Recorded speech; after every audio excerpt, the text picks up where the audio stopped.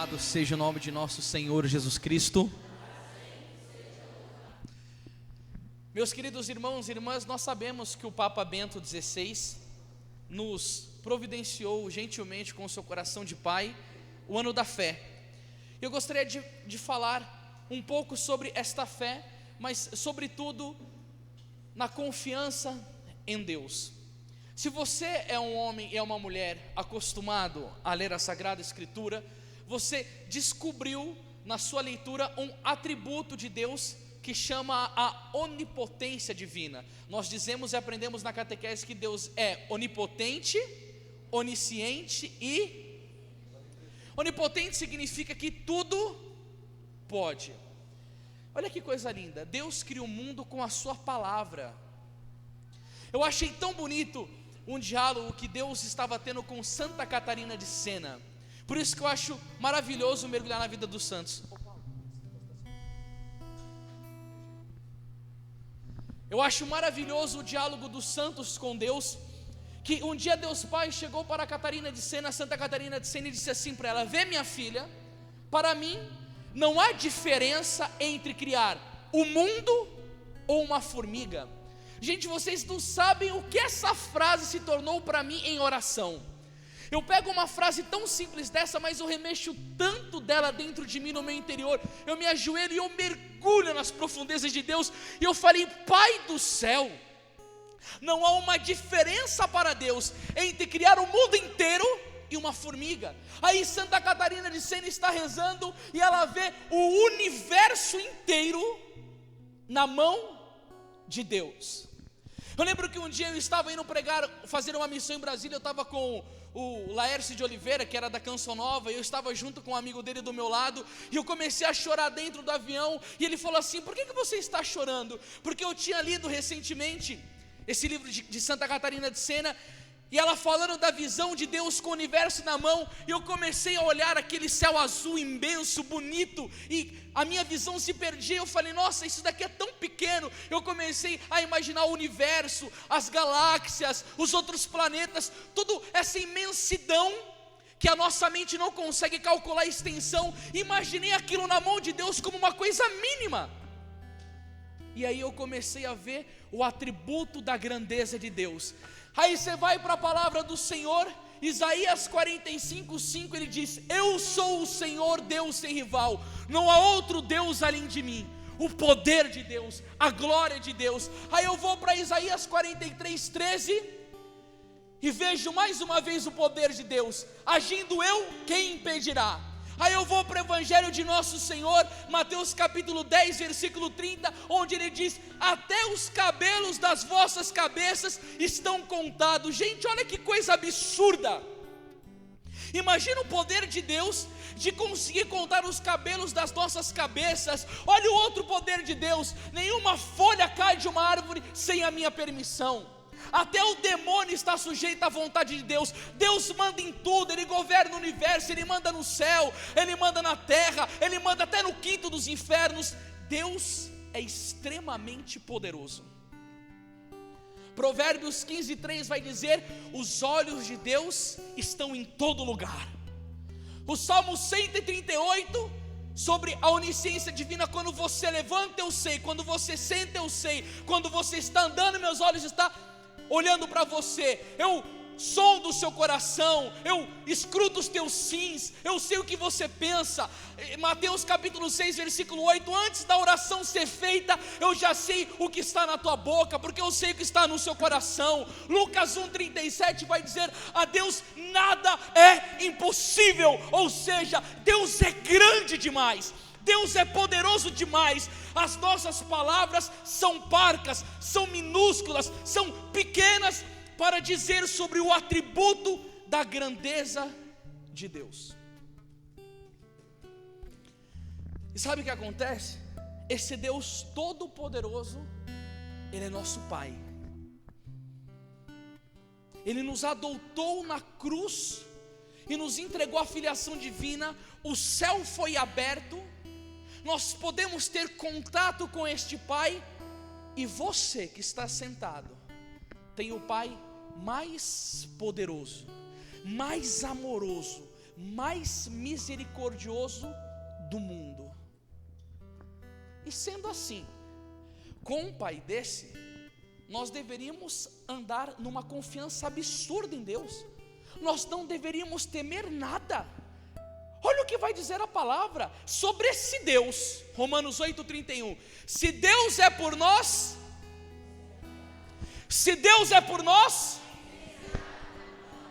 entretanto, as pessoas hoje sofrem cada vez mais de medo, ansiedade, desconfiança, e eu vejo isso estampado nas pessoas. Dom Rafael, ele escreve um livro maravilhoso sobre medo, insegurança e coragem, e ele diz que ele estava analisando a capa de uma revista do New York Times. Ele viu uma foto tirada de uma multidão, e o semblante do homem estava meio que preocupado, apreensivo. E ele fez uma meditação em cima daquela foto, e ele falou: isto é o sinal de uma humanidade afastada de Deus, e porque não ama o Senhor, não o conhece. Santo Agostinho dizia: nós só amamos aquilo que conhecemos, e por não conhecer a Deus, não se lança na sua paternal misericórdia, na sua providência, e vive martirizando no seu interior, com a preocupação do dia de amanhã, e sem a confiança em Deus, e que faz o homem ser infeliz por dentro. Eu gostaria de dizer para você, que hoje, por esta pregação, eu quero ensiná-los à luz da igreja, não daquilo que eu penso como minha vontade, mas da luz da igreja, o que é confiar no Senhor. E Santo Tomás de Aquino vai nos ensinar o que é a confiança. É uma esperança fortalecida por sólida convicção. Repita assim comigo: Santo Tomás de Aquino nos ensina que a confiança é uma esperança fortalecida por sólida convicção. Agora deixa eu falar uma coisa para vocês. Eu estava meditando isso, rezando, e que bom que eu já abri a Bíblia na página que eu vou usar. Eu amo quando acontecem essas coisas. Eu peguei a Bíblia, abri, e está justamente na passagem que eu ia usar agora. Eu amo quando o Espírito Santo faz isso. Você já percebeu que você precisa da confiança mais nos momentos de adversidade? Você já percebeu que se você está bem no seu emprego, ganhando bem, seu casamento está de vento em polpa, seus filhos estão com saúde, a sua família está em paz, as suas contas estão em dia, você não precisa tanto. Mas é sobretudo no momento da adversidade que você grita de desespero, e é ali que você precisa ter uma confiança que Deus vai te proteger, que Deus vai te amparar, que a graça vai acontecer e que o infortúnio vai passar. Não é assim nas nossas vidas, sim ou não? A Bíblia também diz assim, olha o que vai dizer o livro do profeta Isaías, capítulo 43. Abram comigo, página 996.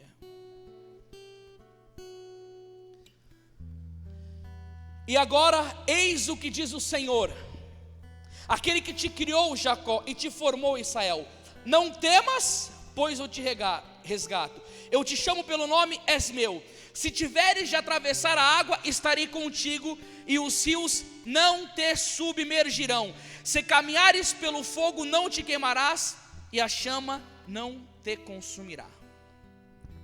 Uma coisa que eu acho bonito nessa palavra: Deus, primeira coisa, mostra o poder dele, fala que o criou, e para ele não temer. Eu te criei, você não deve temer, porque eu te guardo, eu estou contigo. E no versículo 2 ele diz: se tiveres de atravessar a água, estarei contigo, e o rio te submergirão. Se caminhares pelo fogo, não te queimarás. Deus não priva ele, com a sua onipotência, de tiver que passar pela água ou de passar pelo fogo. Ele não diz assim: ó, você não vai passar pelo fogo, eu vou te livrar desta provação. Não. Ele diz assim: ó, você vai passar pelo fogo, mas eu vou estar com você.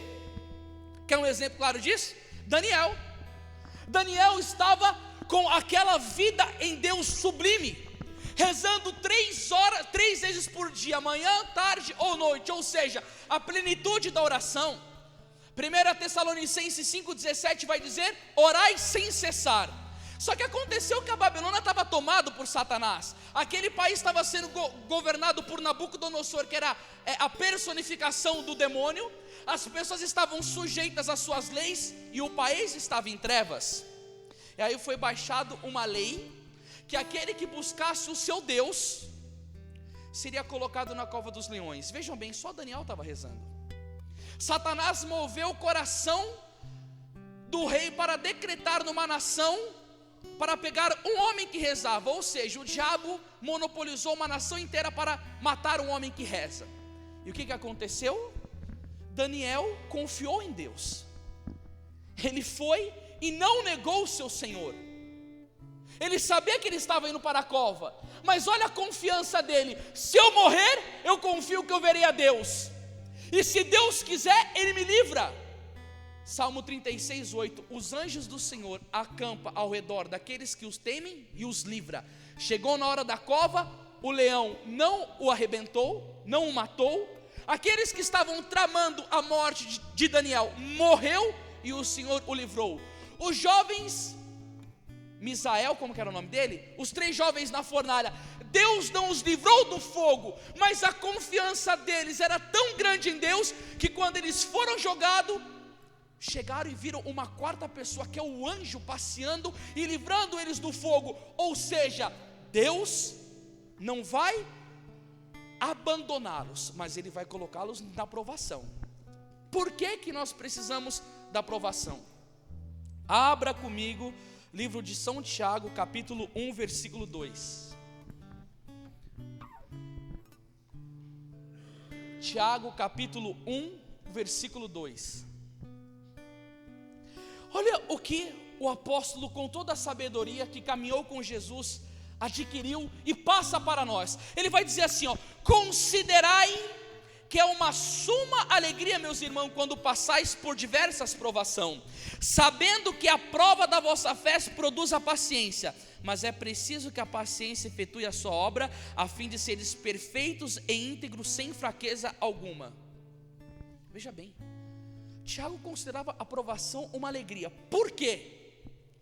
Porque ele sabia que a provação levava à perfeição, e Jesus Cristo pede isso para nós. São Mateus capítulo 5, versículo 48: sede perfeitos como vosso Pai Celeste é perfeito. Ou seja, na provação eu vou descobrir uma coisa. Jeremias capítulo 17, versículo 5: maldito o homem que confia no outro homem e que da carne faz o seu apoio. O Senhor vai deixar provação para nós pararmos de uma vez por todas de dependermos do outro. Na provação é só a graça de Deus que pode vir como resposta. Satanás se apresenta na frente de Deus e diz o Senhor para Satanás: tem olhado na face da terra, notaste o meu servo Jó? Não há nenhum homem íntegro como ele. Aí o diabo chega: mas também ele é o homem mais rico do mundo, tem filhos bons, cheio de gado, de dinheiro, bem casado, sem problema. Vai, tira alguma coisa dele para ver se ele vai continuar te adorando sendo santo. O Senhor falou: vai, toque em tudo que é dele, menos na alma. Jó foi provado, meus irmãos. Morreram os filhos, todos. Toda a riqueza de Jó acabou, o campo foi devastado, o demônio acabou com tudo. Ele fica com lepra no corpo e sobrou a mulher e os amigos. Ele não tinha esperança, porque quando Jó foi para conversar com os amigos, a mulher e os amigos mandavam ele maldizer a Deus. Como é possível o Senhor permitir que algo aconteça assim? E Jó respondia o quê? Deus deu, Deus tirou, bendito seja o nome do Senhor. E ele confiou em Deus. Ele na prova não tirou os olhos do Senhor. Ele dizia: eu sei que o meu Redentor vive. Por mais que a provação fosse latejante no momento, como a de Nossa Senhora, olhando para Jesus pequeno, indefeso, Herodes mandando matar o Senhor, ela olhava para Jesus, Jesus não dizia nada. E ela sabia que na Bíblia estava escrito que ele era o quê? A sabedoria eterna. Mas mesmo naquela provação, Nossa Senhora confiou em Deus e Deus providenciou uma maneira. São José foi avisado em sonho pelo anjo e ele levou o menino Jesus para ser ocultado da morte. Meu irmão, minha irmã, Nossa Senhora olhou para Jesus e não respondeu nada, mas houve o livramento. Ela confiou em Deus. E Jó a mesma coisa diz: eu sei que o meu Redentor vive. Ele confiou em Deus. Jó não deixou de ser santo, ele adquiriu mais virtude ainda. E aí no final o Senhor vem e o recompensa, restitui tudo em dobro. Sabe por quê? Olha o que vai dizer 2 Crônicas capítulo 15 versículo 7. Faz tanto tempo que eu não leio essa palavra, nem estou achando aqui onde ela está, mas havia um sopro aqui na cabeça aqui agora. Vamos ver aqui, ó. 2 Crônicas capítulo 15. Quanto a vós, sede fortes, não vos acovaideis, pois vosso labor terá sua recompensa. A recompensa veio. E qual que foi o mérito? A aprovação trouxe a perfeição cristã, porque no meio da aprovação eu aprendo a amar a Deus acima de todas as coisas. Eu vivo em Deus. Olha que bonito a Sagrada Escritura. Elias vai amando de Deus e profetiza a Acabe. 1 Reis capítulo 17. Vamos lá, se você achar mais rápido que eu, me diga aí. Obrigado, dona Rosana, você tá bala, hein, meu. Só por causa disso você vai ter que fazer uma janta para mim hoje. 1 Reis 17, 300 e... Elias o Tebista, um habitante de Galade, veio dizer a Acabe: pela vida do Senhor Deus de Israel a quem sirvo, não haverá nesses anos orvalho nem chuva, senão quando eu o disser. Em seguida a palavra do Senhor foi dirigida nestes termos: vai-te daqui, retira para das bandas do Oriente e vai esconder-te na torrente de Carite, que está defronte do Jordão. Ele chegou para um rei e disse: não haverá chuva e nem orvalho. O que aconteceu? O pecado do homem fez essa desgraça na nação. E Deus falou que não ia ter mais chuva. O que aconteceu? A economia do país ficou estrangulada, porque o que gerava dinheiro no país era o trigo. Não tendo chuva, não tinha negócio, não tinha dinheiro. O país entrou numa miséria total.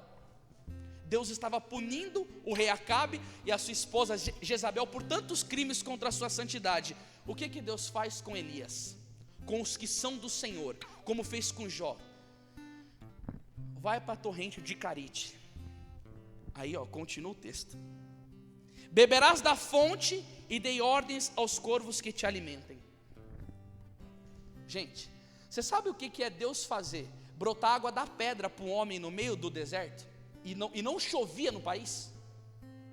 Não tinha chuva. Deus falou pela boca: não vai ter chuva, mas para quem confia em Deus tem água. E aí um corvo vai e traz todo dia para ele um pão com carne.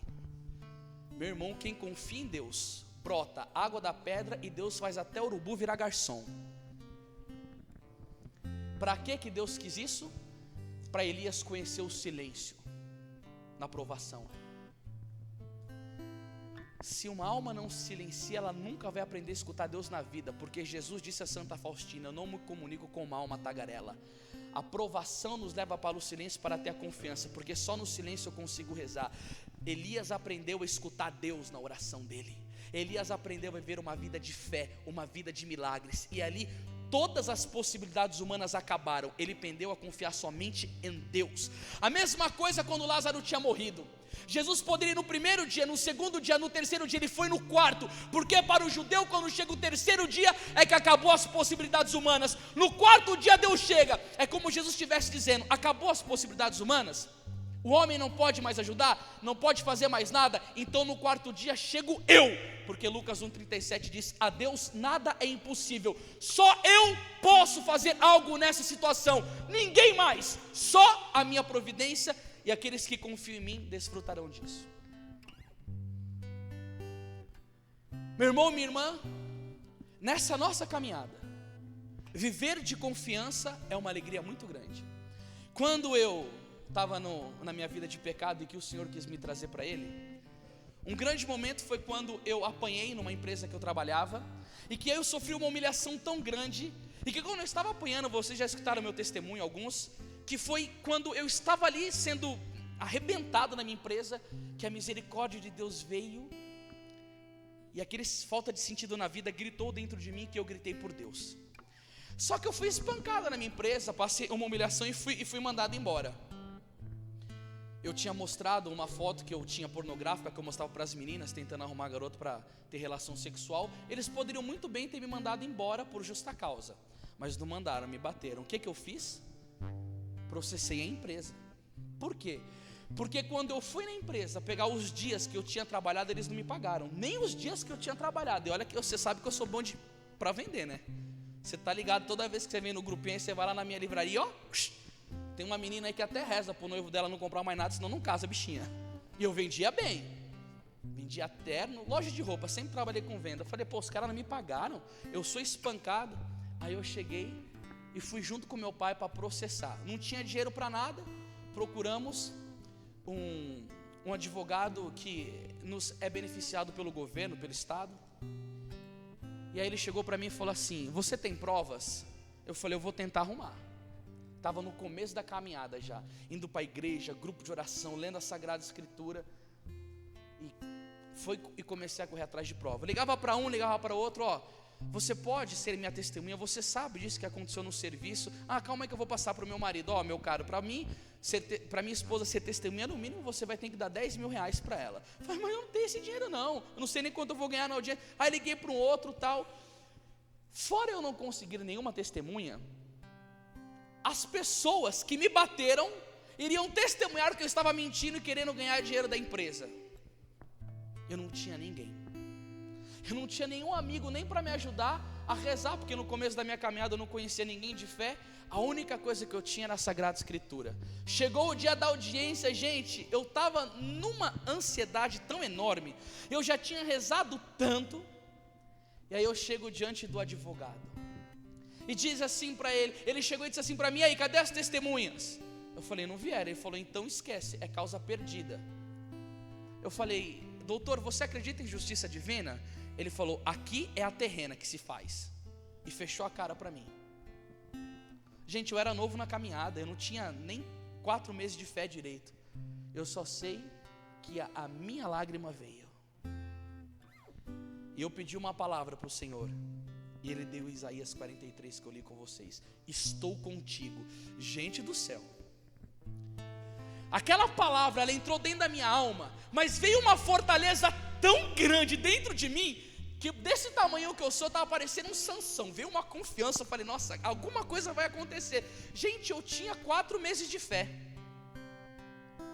Aí quando foi na hora da gente ir para a juíza, os caras não conseguiram chegar, ficaram agarrados no trânsito. E diante da juíza eu depus, e eu sei que no final ela bateu o martelo e eu ganhei a causa. Aí o advogado chega para mim e falou assim, rapaz, você ganhou. Acho que aquele negócio que você disse sobre justiça divina aconteceu, pois eu duvidaria muito. Isto acontece com aqueles que confiam em Deus. O Senhor vem e honra aqueles que são seus.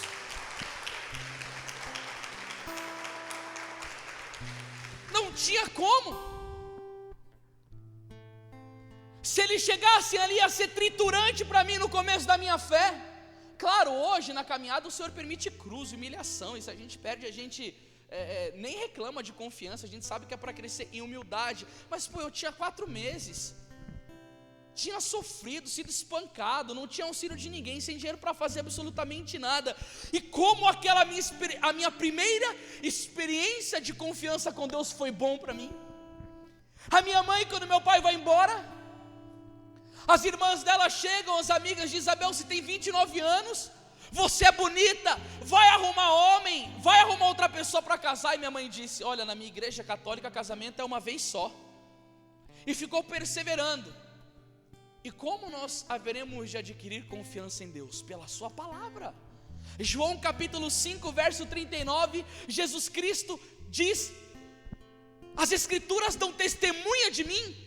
E claro, Mateus 22, 29, ele é mais contundente ainda, errais não conhecendo a Escritura e nem o poder de Deus, porque o poder de Deus emana da sua palavra, é conhecendo a palavra que vai dar confiança, porque nós vemos os feitos do Senhor do Gênesis ao Apocalipse, e como tudo concorre para o bem daqueles que amam a Deus. Vai dizer Romanos 8, 28, meu irmão e minha irmã, se você não tem costume de ler a palavra, você nunca vai ter confiança em Deus. Por isso que você é uma pessoa ansiosa e medrosa. O demônio brinca com você como bolinha, ele te apavora direto. E você vive uma vida não como filho de Deus, você caminha entre trevas, porque quem não comia com a palavra caminha em trevas. O Salmo 118 vai dizer que vossa palavra é uma luz para os meus caminhos, um facho que me ilumina. Quem não caminha pela palavra, caminha pelas trevas. Meu irmão, minha irmã, você precisa dar prioridade para a palavra, senão o demônio vai te arrebentar. E sabe o que me dá raiva? Você muitas vezes gosta mais de assistir a tua novela, programas imorais, fica perdendo tempo com outras coisas, e você nem conhece a palavra de Deus. E São Jerônimo vai dizer: quem desconhece a Escritura, desconhece a Cristo. Você vai ter confiança em quem? No capeta, meu filho, minha filha? Quem é que no barco da sua dor pode levantar e fazer a tempestade acalmar? Não é Jesus Cristo?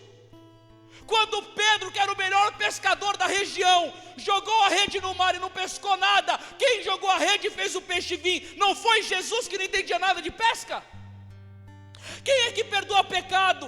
Não é Jesus. Quem modifica a vida? Não é Ele?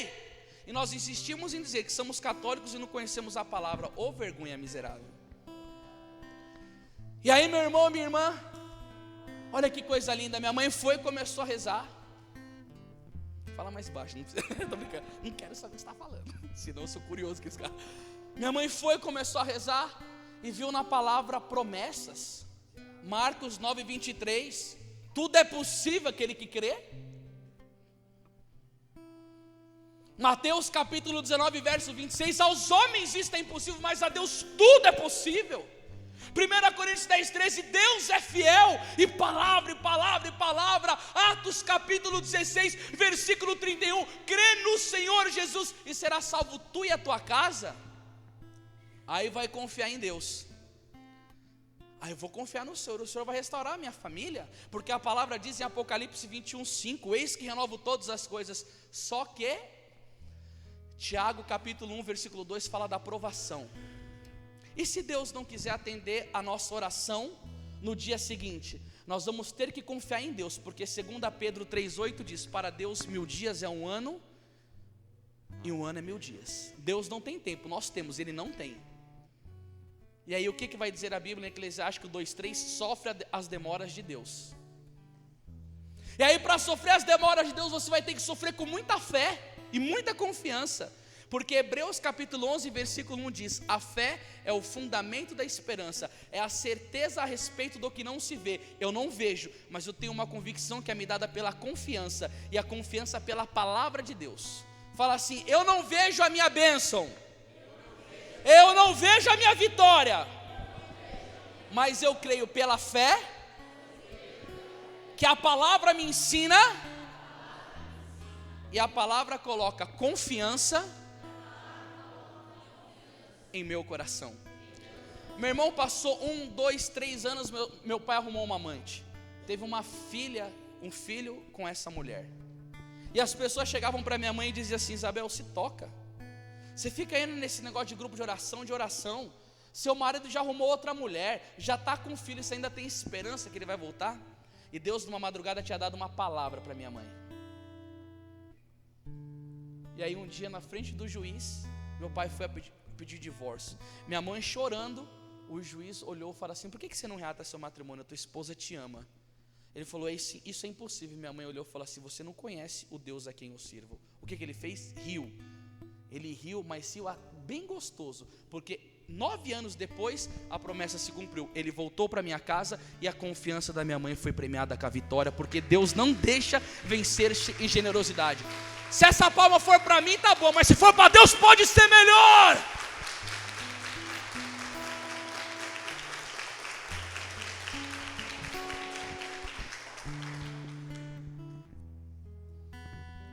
Aí eu vou, e a oração da minha mãe é atendida com confiança. Eu fui e me converti ao Senhor Jesus Cristo. Aí recebi a profecia que ia ser um pregador do Evangelho. Preguei em 2 grupos de oração e minha cabeça foi para o prato. Ninguém deixava eu mais falar na minha diocese, e começou uma perseguição tenebrosa que só vai acabar com o dia da minha morte. Aí veio aquela sedução protestante querendo me levar para a igreja de crente. Não, lá na igreja católica você não vai poder falar não.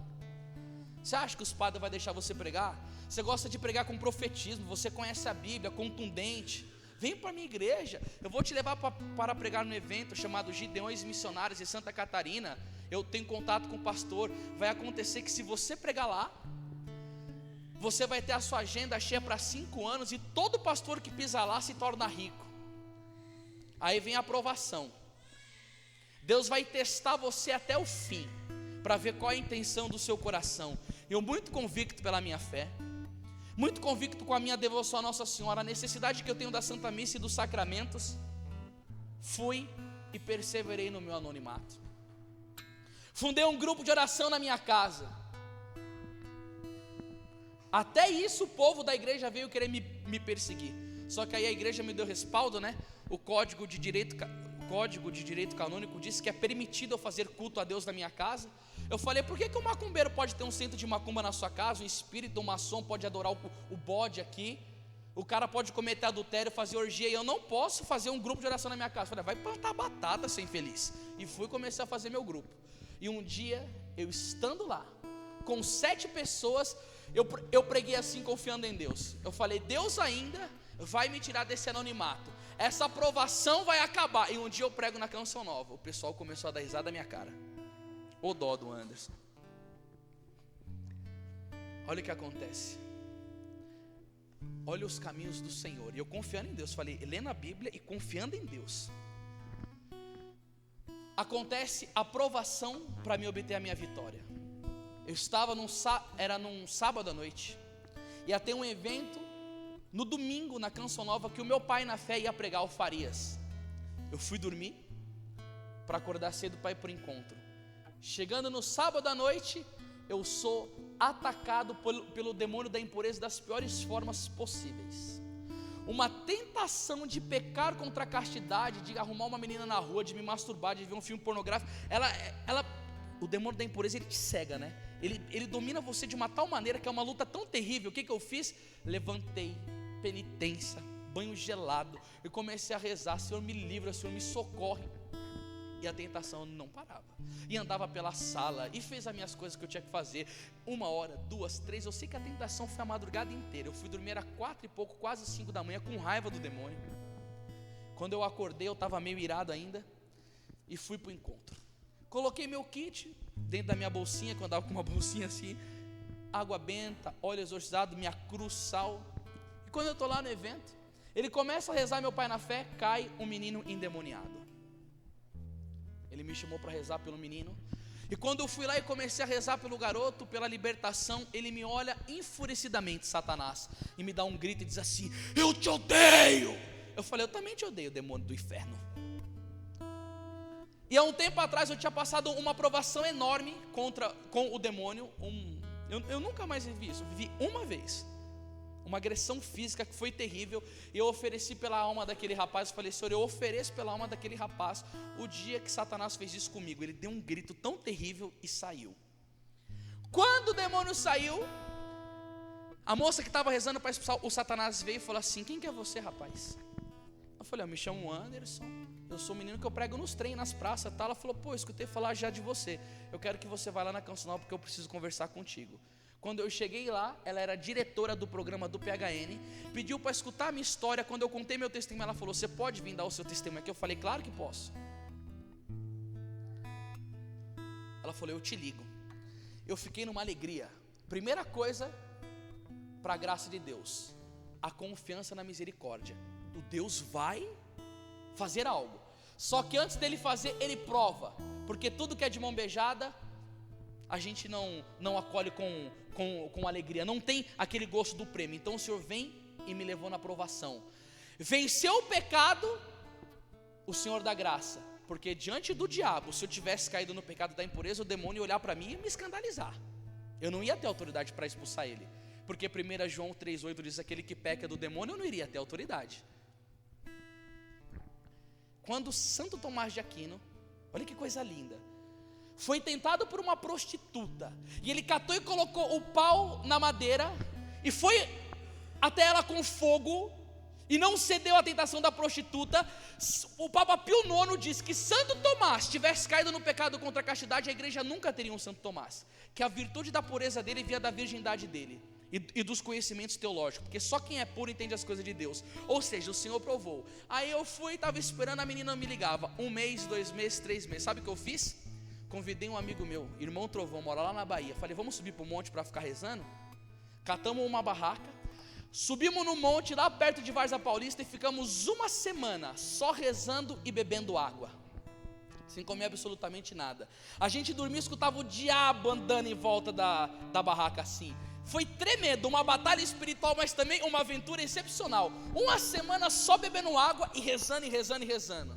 Sabe o que aconteceu? No último dia, quando a gente sai, a gente vem e prega no trem, e acontece um rebuliço, as pessoas choram, pedem oração, eu e ele pregando no trem, todo sujo, que a gente nem levou roupa direito, nem tomava banho direito, voltando do meio do mato, aquela fome, estômago nas costas. Eu lembro que a gente estava voltando, chegou a noite, a gente achou uma rosa no chão, a gente comeu a rosa, tanta fome que estava. Eu sei que foi uma semana só no jejum, só bebendo água, mas a gente estava assim, escolhendo no óleo da unção, a gente estava ligadinho com Deus. Aí à noite eu chego em casa, quando eu chego em casa do meu jejum de uma semana só de água em cima do monte, toco o telefone. Quem era?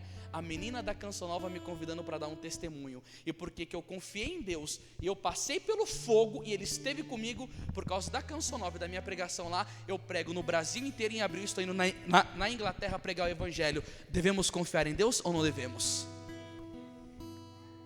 Deus honra ou não honra? Eu estava no meu anonimato, perseguido pelos homens, como até hoje sou. Pessoas do Brasil inteiro, de várias dioceses, tentam acabar com o meu ministério. Não é o capeta, não é o maçom, não é o espírita, é pessoas dentro da própria igreja. E a confiança que eu tenho no Senhor sempre me livrou. Em momentos de agonia, eu nunca fui para homens e comecei a ligar para um aqui, outro acolá. Eu sempre vou para Jesus, é o Santíssimo Sacramento, é a Virgem Maria. Eu não procuro homens, eu vou para a palavra e diz: Senhor, só Tu pode me livrar nessa situação. E a confiança em Deus tem permitido eu desfrutar da sua graça e dos seus milagres. E você tem confiança em Deus? Você tem visto o Senhor agir na sua vida assim? Gente, não dá para ter confiança sem oração. Santo Agostinho diz: a tua oração é o teu desejo. Se o teu desejo for constante, a tua oração é constante. A confiança só vem pela oração. Gente, eu não sei se vocês aprenderam isso na sua catequese, porque a catequese hoje é uma lástima. As 3 virtudes teologais: fé, caridade e esperança. Sabe o que é virtude teologal? É só algo que Deus pode dar para você. Você pela sua própria força você não consegue. Se só Deus pode, por que você não coloca o joelho no chão e clama abençoado? Tem que rezar. E muito. Padre Eugênio do Mosteiro, fundador do mosteiro da onde eu faço direção espiritual, do Padre Mateus, todo o primeiro domingo do mês celebra uma missa de cura. Ali eu vejo paralítico levantar, surdo ouvir, cego enxergar. Vou pedir para o Paulo fazer uma caravana, porque eu quero todo mundo do grupo lá, que você vai ver milagre na sua cara e também vai ter muitas graças para a sua vida. Nossa Senhora em Medjugorje pediu para ele fundar um mosteiro no Brasil. Sabe o que ela disse para ele? Funda um mosteiro lá no Brasil, porque lá no Brasil tem muita gente pulando e dançando. Eu quero gente que reza. Olha isso. Por isso que a Bíblia diz em Eclesiástico 18:22: nada te impeça de orar sempre. É isso que a palavra quer. Gente que reza, que quem reza vira santo, e quem vira santo estoura o demônio. Aí ele construiu o mosteiro dos homens e queria construir o mosteiro feminino para as monjas. Tem que ser separado. Aí sabe o que aconteceu? Ele não tinha dinheiro e ficou indo diante da imagem de Nossa Senhora e todo dia: Madonna, me dá dinheiro. Italiano não. E pedia dinheiro para construir um mosteiro. Sabe o que aconteceu? Nossa Senhora falou para a Visca, a vidente: liga lá para o Brasil e diga ao Padre Eugênio de não ficar pedindo dinheiro diante da minha imagem. Diga para ele jejuar e rezar e confiar em Deus, que a graça virá. Ele parou de ficar pedindo dinheiro, rezou, jejuou, confiou. Hoje o mosteiro está construído. Será que essa história não é de bom ensinamento para nós? Reza, jejua, espere e confia, porque no momento certo Deus agirá. Gente, e nada deve nos tirar a paz. Filipenses 4:6 vai dizer: não vos inquieteis com nada. Nada. Gente, eu fico besta com a vida dos santos. Dom Bosco, São João Bosco, quem já estou falando dele aqui, levanta a mão. A maioria, né? Ele foi e construiu um seminário para os jovens dele, para seminarista, cuidar, escola, catequizar. E Dom Bosco dizia, né? alguém pode te amar, mas nunca mais do que eu. Ele falou, é impossível alguém na terra que ama mais os jovens do que eu. Então Dom Bosco era tremendo. E você imagina a correria que São João Bosco fez para não conseguir construir um seminário, uma edificação, imagina tipo uma escola enorme. Aí foi construído. Depois de um tempo, o seminário vai e pega fogo. Você imagina o trabalho desse homem para construir aquilo, vai e pega fogo. Eu não sei o que eu e você falaria, Senhor, você me abandonou. Eu não sei o que a gente faria, Senhor, o diabo é mais forte, não acredito nisso. Eu não sei o que a gente falaria. Aí o menino veio desesperado. Dom Bosco, o seminário está pegando fogo. Sabe o que ele falou? Calma, isso é menos que um pecado venial. Confia em Deus. É isso. Você acha que o demônio não fica endemoniado com um cabra desse? Satanás não consegue tirar a paz dos santos. Senhor, como Santa Teresinha, eu sou uma bolinha na sua mão. Aconteça o que acontecer, eu vou te dar glória. São Paulo, você viver na penúria, você viver na abundância, em tudo dai graças. Mas nada tira a paz, porque a pessoa confia em Deus e sabe que em Romanos 8:28 diz, tudo concorre para o bem daqueles que amam o Senhor. Sabe que Deus disse para Santa Catarina de Sena, minha filha, cuida das minhas coisas que eu cuido das tuas. Se nós cuidássemos direitinho das coisas de Deus, Ele cuidaria das nossas. Outra parte que nós devemos confiar em Deus. Confiar em Deus quando caímos em pecado. Se tem uma coisa que Santa Teresa d'Ávila nos ensina, é que quando nós caímos em pecado, vem uma tentação terrível de Satanás, dizendo que nós não somos dignos de nos apresentarmos na presença de Deus. Esse pensamento nos leva ao desânimo para nós sairmos da fé. Quantas pessoas que eu conheço, que começaram a caminhar comigo, que hoje estão nos mais horrendos pecados e nem mais de domingo frequentam a Santa Missa. Não são poucas, são muitas. Por quê? Porque não confiaram em Deus. Gente, o pecado é uma realidade terrível.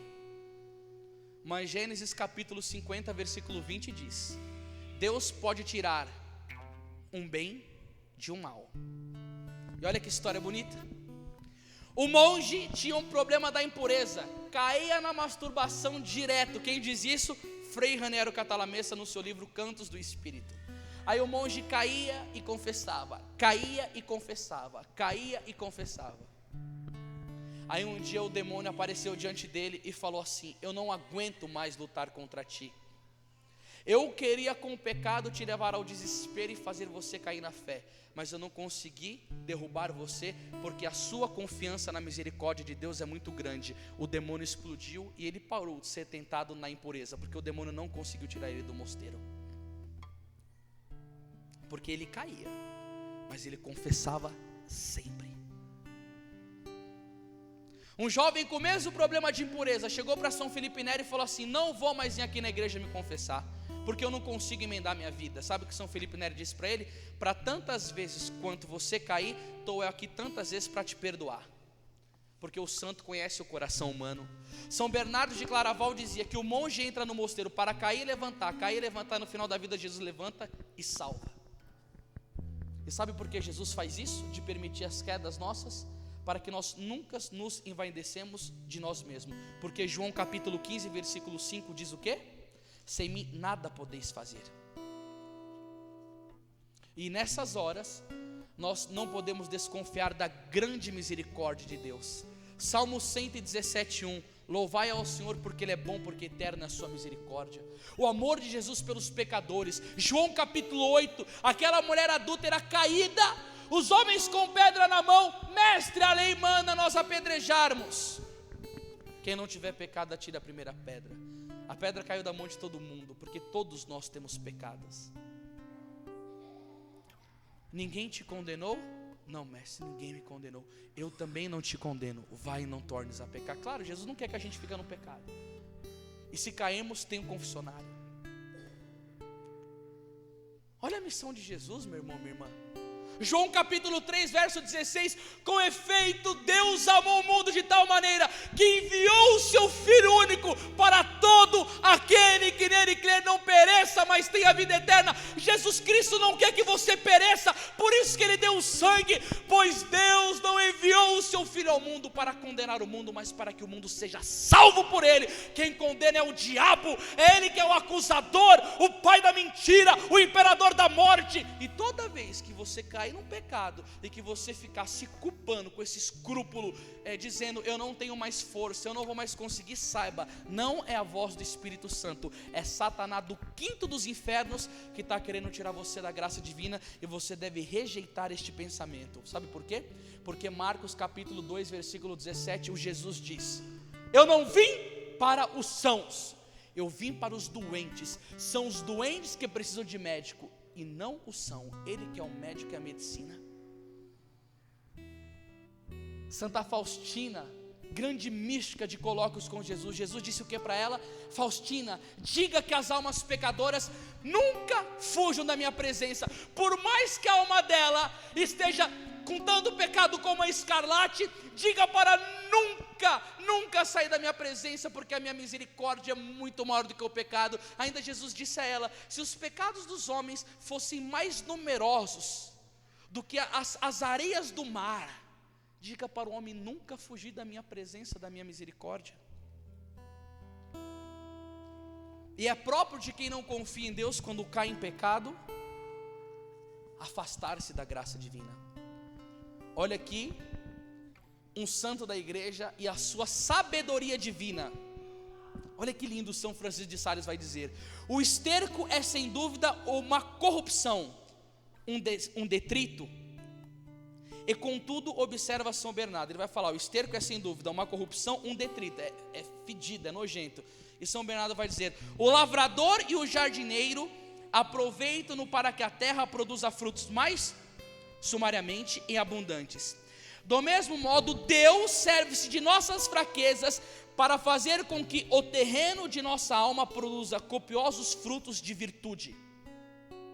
É a sua bondade que sabe sempre pôr a nossa vontade e as nossas ações desordenadas a serviço da beleza e da ordem divina, digna-se também empregá-las em nosso benefício. E aí vem Santo Agostinho. Ainda continua ele: este proveito será tanto maior quanto mais vivamente detestamos os nossos defeitos, quanto mais implacavelmente os combatemos, e por outro lado, quanto mais ativamente nos associarmos aos desígnios de Deus, que permite esses desacertos para o nosso bem. Meu irmão, minha irmã, se por meio de uma fraqueza de uma pessoa que já foi alcoólatra e ela caiu de novo no álcool, ela descobrir que ela é fraca e que ela tem que ter uma desconfiança enorme dela, primeira coisa para você confiar em Deus, hein? Desconfia de você. Pede para Deus isso daí na sua oração de hoje à noite, se você reza antes de dormir. Como eu tenho pedido isso? Mas como eu tenho pedido isso? Foi um autor de um livro chamado Padre Polian, que era livro de cabeceira de São Francisco de Sales, o combate espiritual. Primeira coisa que ele frisa no livro: a desconfiança de si. Considere-se a pessoa mais perigosa, mais traidora, mais vil, mais safada, mais asquerosa do mundo. Aí você vai confiar em Deus. Aí pede para Deus a sua ciência própria. Quando você cair no seu pecado, fala: ó, Senhor, como eu sou traidor. Um dia eu estou lá com a consolação espiritual, te amando, Senhor, eu vou caio, minto, cometo pecado contra a castidade, roubo na empresa, falo mal da vida dos outros. Olha, Senhor, que barbaridade. Aí o que vai acontecer? Você vai conhecer a você mesmo.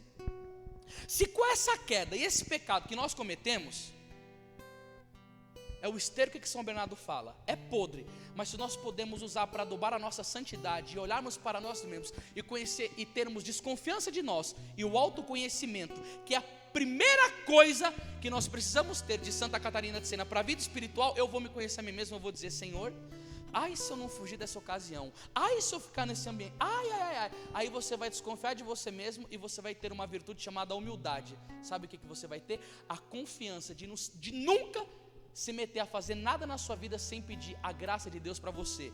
Quando você cai muito em pecado, sabe qual que é a maior graça? Isso eu tiro para mim: a gente já acorda de joelho no chão, eu já acordo buscando o socorro divino, como São Felipe Neri, né? Um dia ele passou diante do espelho e ele começou a se xingar, e ele falou para Deus: Senhor, se o Senhor não colocar a mão na minha cabeça hoje, a primeira prostituta que passar, eu vou fazer um filho nela. E São Felipe Neri teve o milagre da transverberação. Ele foi batizado no Espírito Santo, bola de fogo entrava na boca dele, inchou o coração. Esse homem, quando ele celebrava a Santa Missa, o coroinha, o sacristão saía, ficava 3 horas, porque ele entrava em êxtase, bebendo o cálice da Santa Missa, e ficava 3 horas em êxtase. Um homem desse desconfiava de si. Todos os santos, eles odiavam a soberba.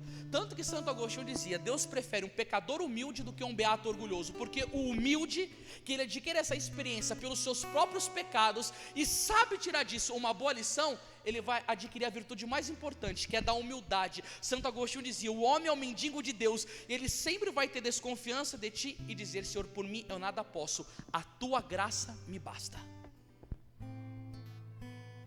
E aí você, quando cai em pecado, você não precisa ter medo de Deus. Pessoas que não conseguem rezar depois que peca, que não vem para a missa mais, que foge da igreja, não. Conhece a você mesmo. Sabe para quê? Para você ter desconfiança de ti e confiança em Deus. Olha que bonito que vai dizer Santo Agostinho: tudo contribui para o bem dos que amam a Deus, tudo, até as quedas, pois delas podemos levantar-nos mais humildes, mais vigilantes e mais fervorosos. Gente, olha que lindo isso! A gente pode levantar da queda mais humilde, mais vigilante. Ou coisa bonita, né? Quando a gente conhece na nossa vida o caminho das pedras. Como que eu fiz para cair aqui? Foi por isso, foi por isso. Como que eu fiz para mim fazer esse erro? Esse foi o caminho. Vigilância com o seu coração, que é o primeiro lugar do combate espiritual na sua vida, contra você mesmo. Por isso que o livro do Provérbios, no capítulo 4 e no versículo 23, vai dizer uma coisa lindíssima. Eu amo essa passagem. Guarda teu coração acima de todas as outras coisas, porque dele brotam todas as fontes da vida. Sabe o que você vai vigiar? O teu coração. Porque depois da tua queda você vai pensar: ó, eu vim aqui por esse caminho, agora eu vou vigiar. Não é o que diz na Bíblia, em Mateus 26, 41? Orai e vigiai, porque a carne é fraca, mas o espírito está pronto. O que significa carne no mundo bíblico? Não é essa carne aqui, é o que fala carne. É a nossa má inclinação para o pecado, é a nossa tendência má. Carne significa isso, má tendência. Qual que é a má tendência que você tem dentro de você? Qual que é a sua fraqueza principal? Você deve se conhecer. Eu sei quais são as minhas. Aí você tem que ver a sua. É a mentira? É o ódio? É o ressentimento? Você é muito sentimental? É a impureza? É o adultério? É a avareza? É a cobiça? É o orgulho? É a vaidade? Não sei. Aí você vai ver o que? A sua má tendência. Aí Provérbios vai dizer: você guardar o teu coração. Depois da queda você fala: meu Deus, de novo aqui? O que eu preciso fazer para não cair nisso? Aí você vai e fala o que? Senhor, eu sou muito pequeno. É isso que a queda faz com você. Você vê quão pequeno você é. Ixi, meu, você pensa que na minha vida de pregador eu nunca passei por isso, não? Gente, olha que lindo. Santo Agostinho comenta: por que Jesus permitiu a queda de Pedro? Para que ele fosse humilde. Porque se Pedro não caísse, ele não iria ter misericórdia dos pecados da primeira comunidade. Se ele fosse um cara forte, todo mundo que caísse, ele ia ser intolerante. Ele ia falar: eu nunca caí, então por que você tem que cair, seu infeliz? Não. Pedro foi, negou o Cristo 3 vezes, cortou a orelha de Malco, fez um monte de peripécia. Aí depois que ele aprendeu a confiar em Deus e desconfiar de si, gente, você imagina o que Pedro não passou? Eu tenho um livro chamado Legenda Áurea que diz que antes de Pedro morrer, ele tinha 2 marcas aqui na sua face, porque todas as vezes que ele lembrava que ele tinha traído a Deus, ele chorava muito, mas muito copiosamente, e a face dele ficou marcada. Você vê o bem que essa queda fez para ele? Ele caiu uma vez, mas ele chorava tanto arrependido por esse pecado, que depois ele não veio cair mais. Ele morreu crucificado, de cabeça para baixo, por amor a Jesus. Mas que graça que não foi a queda dele. Aí vem uma esperança, Romanos 5:20, aonde abundou o pecado, superabundou a graça. Aproveita, irmão, as tuas quedas, e eu aproveito as minhas para crescer em vigilância. Porque aí eu vou me conhecer. Eu vou falar: ó, esse caminho é caminho de trevas para mim, eu não posso fazer isso. Aí você, depois da queda, levanta mais humilde, mais vigilante, e Santo Agostinho vai dizer, mais fervoroso. Sabe por quê? Porque com a sua queda você vai descobrir uma coisa: eu caí porque eu não rezei. Santo Agostinho vai dizer, quem reza para de pecar, e quem peca para de rezar. Você vai ver que todo momento de oração mais fervorosa na sua vida, você evita o pecado com mais força. A graça divina atua mais, você fica com mais repugnância do pecado. Aí você levanta mais fervoroso, porque você vai falar, bom, eu caí porque eu não rezei, então eu preciso ser humilde, ser fervoroso e ser vigilante. E agora, uma pessoa, para ter todas essas virtudes, vigilância, humildade e fervor, ela precisa do quê? Confiar em Deus, porque você nunca vai adquirir isso por você mesmo. É só Deus que pode te dar. Olha que lindo a nossa dependência que nós temos de Deus, quando nós temos que confiar nele. João 15,5, sem mim nada podeis fazer. Lembra de Paulo falando que a gente não consegue nem pronunciar o nome Jesus Cristo é o Senhor, se não for pela ação do Espírito Santo? Olha para essa pessoa linda que está do teu lado e fala assim, ó, sem Deus você já era. Aprenda a confiar no Senhor. Fala para essa pessoa.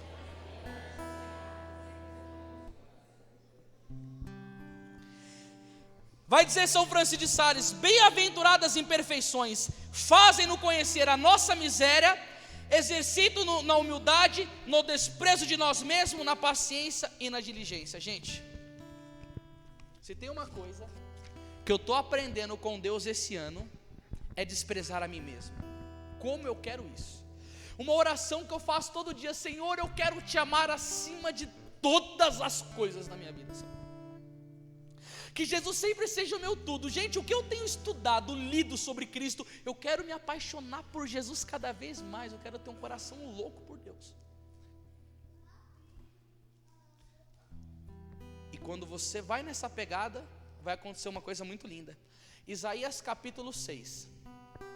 No ano da morte do rei Osias, Isaías teve uma visão.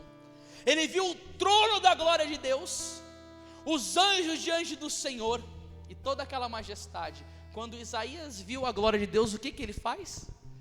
Ai, dá um grito, ai de mim, porque eu sou um homem de lábios impuros e habito no meio de um povo impuro. No entretanto eu vi a glória do Senhor.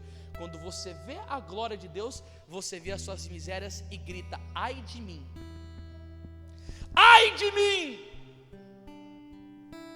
E aí o que acontece? Você passa a desprezar você mesmo, porque você vê que você não é o centro, Jesus é o centro. E aí você começa a ter Ele como centro da sua vida. Não é mais a tua vontade, é a dele. Não é mais o teu querer, é o dele. Aí você aprende a confiar em Deus, porque você vive do amor dele. Aí aquelas palavras proféticas do apóstolo Paulo, Gálatas 2:20, já não sou mais eu que vivo, é Cristo que vive em mim. Aí a confiança, ela não vai ser uma coisa que você vai ter que pedir, você vai viver essa confiança em Deus. Ela vai ser automática na sua vida, você vai andar confiando em Deus em tudo.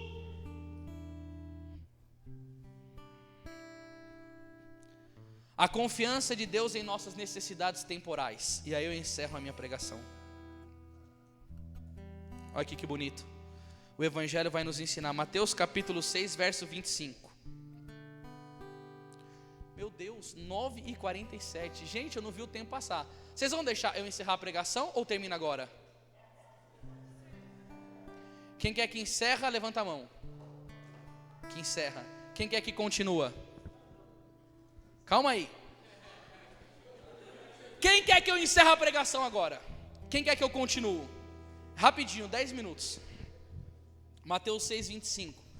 Portanto, eis que vos digo, não vos preocupeis por vossa vida, pelo que comereis, nem por vosso corpo, pelo que vestireis. A vida não é mais do que o alimento, e o corpo não é mais que as vestes.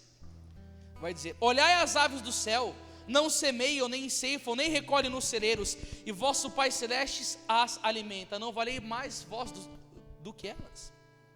Qual de vós, por mais que se esforce, pode acrescentar um só côvado à duração da sua vida? Um dia à duração da sua vida? Não dá. E por que vos inquietais com as vestes? Considerai como crescem os lírios do campo, não trabalham nem fiam, entretanto eu vos digo que o próprio Salomão, no auge da sua glória, não se vestiu como um deles. Se Deus veste assim a erva dos campos, que hoje cresce e amanhã será lançada ao fogo, quanto mais a vós, homens de pouca fé, não vos aflijais, nem digais que comeremos, que beberemos, com que nos vestiremos. São os pagãos que se preocupam com tudo isso. Ora, vosso Pai Celeste sabe que necessitais de tudo isso. Buscai em primeiro lugar o reino de Deus e a sua justiça, e todas essas coisas vos serão dadas em acréscimo. Eu já me indaguei tantas vezes dessa palavra. O que é buscar em primeiro lugar o reino de Deus e a sua justiça? Aonde está esse reino de Deus e essa justiça, Jesus? Aí você pergunta para ele, ele vai e te responde, sabe aonde? Lucas 17, 21. O reino de Deus está dentro de vós. Sabe o que é buscar o reino de Deus em primeiro lugar? É ter uma vida interior de oração regrada diariamente, é buscar comunhão com Deus, é rezar diariamente, é ler a Bíblia, é frequentar os sacramentos. Quando essa vida interior é diária, é regrada, não é aquela coisa, eu rezo hoje, depois não rezo, sabe aquela vida espiritual maligna? Você só reza quando você precisa de Deus, quando está desesperado. Não, eu não busco a Deus porque eu preciso de alguma coisa dele, eu busco porque sem Ele eu não vivo. Eu busco a Deus porque eu necessito do seu amor, da sua graça, da sua misericórdia. Eu não busco porque Ele pode me dar algo, eu busco por aquilo que Ele já me deu. Foi o seu corpo na cruz, foi o seu sangue, foi a Eucaristia, foi a Virgem Maria, foi a igreja, foi a graça. Eu busco a Deus por Ele ter me chamado, gente, que coisa linda, eleição divina. Deus tinha te olhado e você está aqui, ó. Eu busco a Deus pelo amor dEle, eu busco a Deus pela gratidão que eu devo ter no meu coração, pela sua paixão por mim na cruz. Quando você é assim desse jeito, Deus cuida de tudo. Gente, um pagão não vive esse mistério. Olha que bonito, São Paulo Eremita. São Paulo Eremita era um padre daqueles do deserto. Os padres do deserto é uma coisa louca na igreja, isso é forte demais. E todo dia um corvo, como Elias, ia para ele e levava meio pão por dia. Aí um outro padre, um outro monge do deserto, não sei se São Paulo Eremita era padre, não, era monge do deserto, foi e ficou sabendo desse homem e quis visitar ele, porque santo gosta de conversar com santo, santo não se envolve com bagaceira, só vai atrás do pecador para santificá-lo, mas ficar na roda dos escarnecedores, never.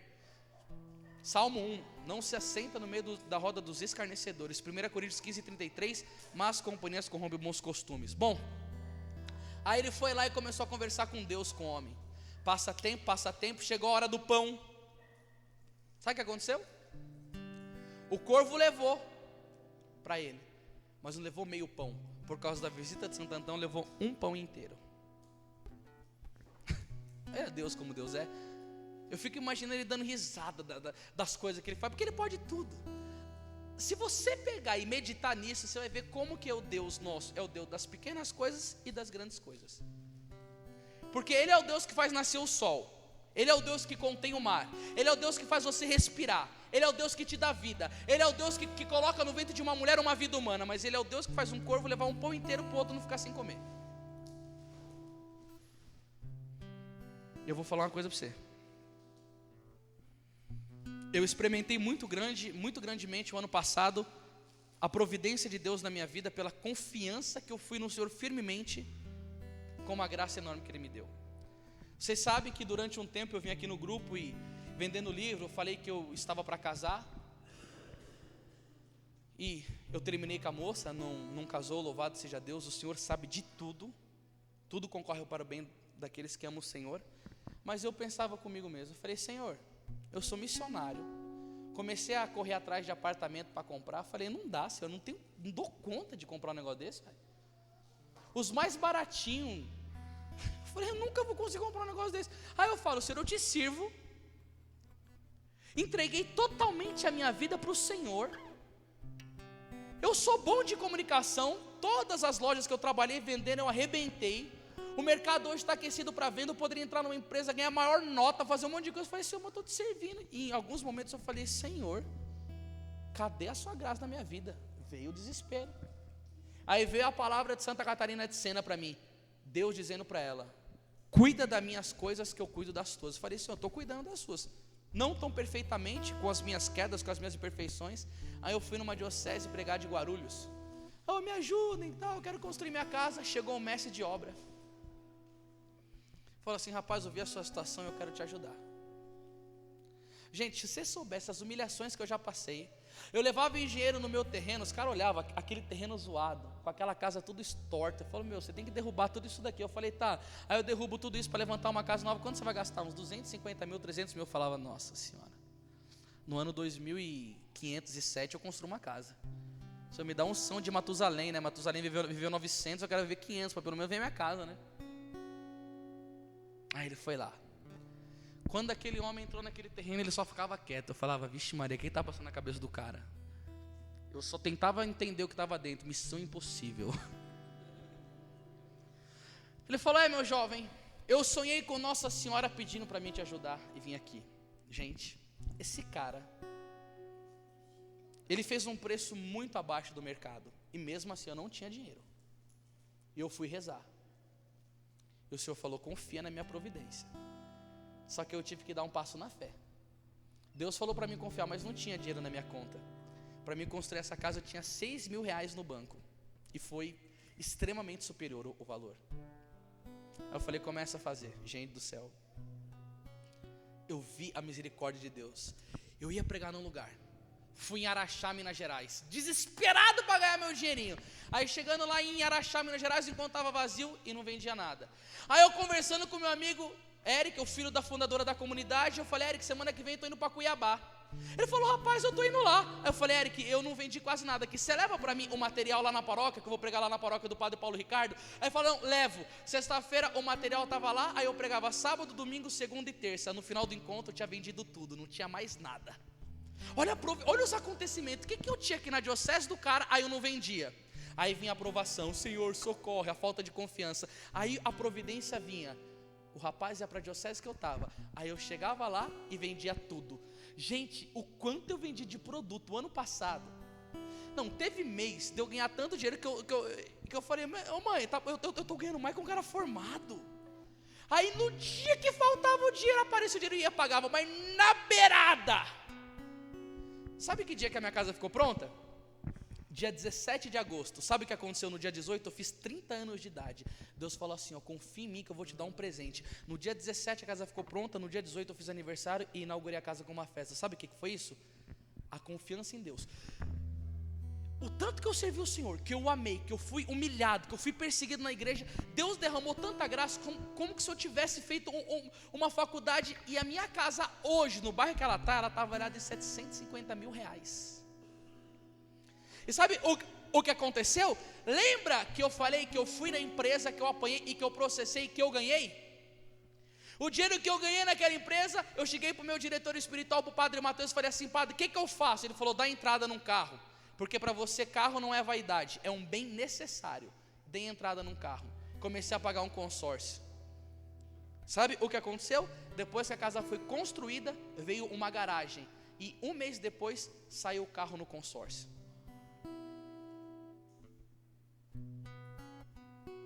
E hoje em dia, sabe como eu vivo? Não sobra nada para mim, mas também não falta nada. Eu não tenho para esbanjar, porque eu também nem quero. Eu vivo tão bem a minha vida interior com Jesus. E agora vem uma coisa, para encerrar a pregação. Sabe por que Deus me deu essa casa? Agora eu entendo os desígnios do Senhor. O Padre Mateus falou: agora a sua casa vai ser o seu mini mosteiro. Eu vivo numa solidão profunda lá. Quase não tenho amigos onde moro. Ninguém quase sabe o que eu prego. Sabe o que o Papa Bento XVI diz? O homem só adquire maturidade quando ele tem capacidade de enfrentar a sua própria solidão. Eu entendi o que Deus quis fazer. Ele me tirou da casa da minha mãe para me levar para o meu mini mosteiro, porque Ele quer me tornar santo pela oração. Ali eu rezo e estudo e trabalho o dia inteiro. Eu não faço outra coisa a não ser do que ficar na presença de Deus. Na minha casa não tem computador, não tem televisão, porque eu não tenho nada disso. Mas eu digo uma coisa: com essa casa, o silêncio ele faz Deus me tocar. Continuamente eu sou atraído a entrar no meu quarto e me ajoelhar e começar a buscar a Jesus. Ele não me deu a minha casa para me fazer nela um antro de prostituição.